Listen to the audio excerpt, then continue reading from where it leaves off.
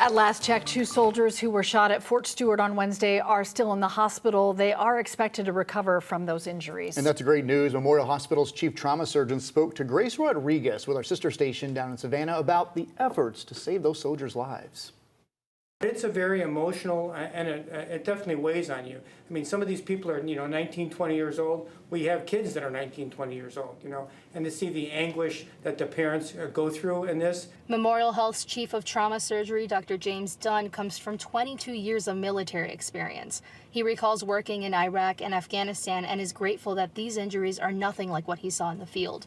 He tells us that hospital staff simulates situations like these 2 to 3 times a year and that they felt prepared to provide care in that moment.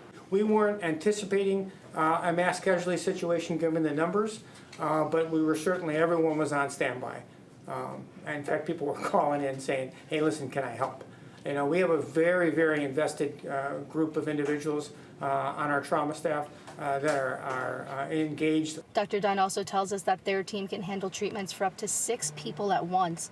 5 soldiers were wounded in Wednesday's shooting. 2 were sent here to Memorial Health University Medical Center. 3 were sent to Wynn Army Community Hospital.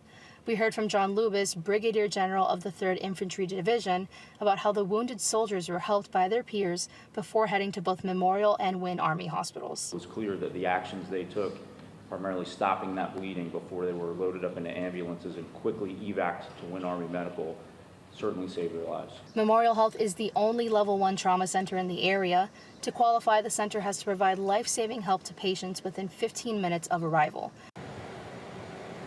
The suspect in this shooting, 28-year-old logistics sergeant Cornelius Radford, will be tried by the Army Office of Special Trial Counsel, which is right now reviewing the evidence and drawing up those charges. He's then expected to be court-martialed, which is similar to a trial.